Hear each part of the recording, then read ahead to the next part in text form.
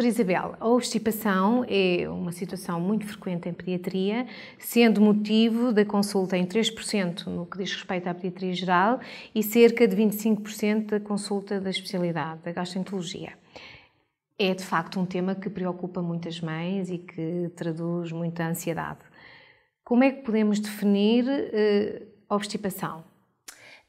Existem várias definições de obstipação, sendo talvez a mais consensual aquela que refere uma diminuição da frequência da defecação com uma eliminação inferior, uma eliminação de fezes inferior a 2 vezes por semana, ou a eliminação de fezes duras causando desconforto significativo, e aí não é relevante a frequência. Portanto, esta parece ser uma definição e consensual.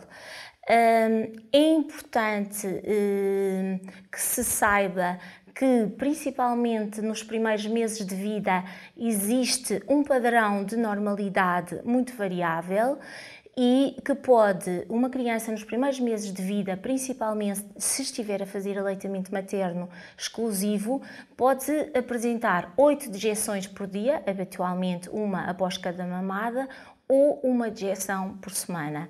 E nesta altura existe uma grande preocupação dos pais sobre as características e frequência das fezes, e é muito importante que estejam esclarecidos sobre a grande variabilidade que o padrão normal pode atingir. Claro.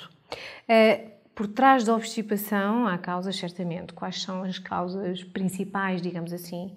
Na grande maioria dos casos, direi mesmo em mais de 95%, a causa da obstipação é um problema funcional. Portanto, 95% dos casos de obstipação são funcionais. Existem os restantes, cerca de 5%, que merecerão uma atenção especial e que têm por trás uma patologia associada. Mas, como disse, a grande maioria dos casos é uma obstipação funcional. E não deve preocupar tanto, digamos assim, as mães? Não tem que preocupar pela gravidade, mas é uma situação muito incomodativa e, como tal, merece uma abordagem no sentido de se resolver. É importante também referir que, se nos primeiros anos de vida as características das fezes são um fator de grande preocupação dos pais, mais tarde, quando as crianças já têm maior autonomia, esta situação de obstipação, que pode ser muito incómoda, pode passar despercebida durante meses ou anos, e só ao fim de um longo período em que aparece, por exemplo, um sinal importante que é a encoprese, que se caracteriza por uma perda involuntária de fezes pela criança, em que a criança aparece sistematicamente, várias vezes por dia, com as cuecas sujas, e é esta situação que, ao ser referida ao pediatra, alerta para que por trás desta situação, na grande maioria das vezes, está uma situação de obstipação.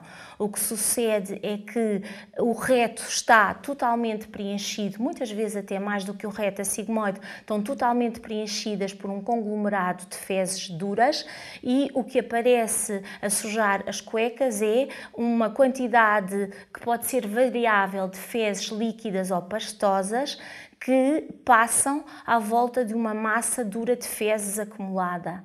E esta massa dura de fezes acumulada distende o reto e faz com que a criança perca a noção de ir à casa de banho. Desencadeia-se assim um ciclo vicioso em que mais tempo permanecem as fezes no intestino, mais água é absorvida, maior é a consistência e mais difícil a evacuação.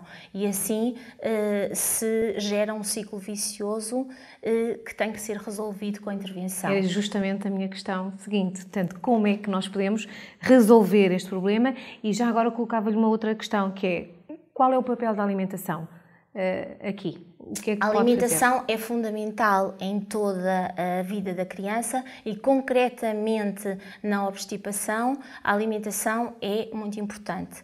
É importante que se faça uma alimentação adequada ao grupo etário da criança. É importante também referir que, nos primeiros meses de vida, há que respeitar a concentração com que devem ser feitas as fórmulas especiais para crianças. Há sempre que respeitar a proporção entre água e pó e deve ser sempre feita a proporção de 30 ml de água para uma medida rasa.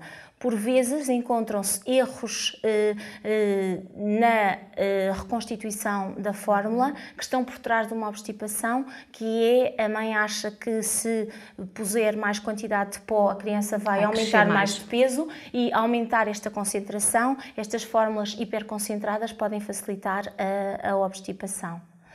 Também, e ao longo da vida da criança, há que estimular sempre a ingestão de sopa, legumes, saladas e frutas que vão proporcionar a quantidade de fibra adequada a um funcionamento regular do intestino.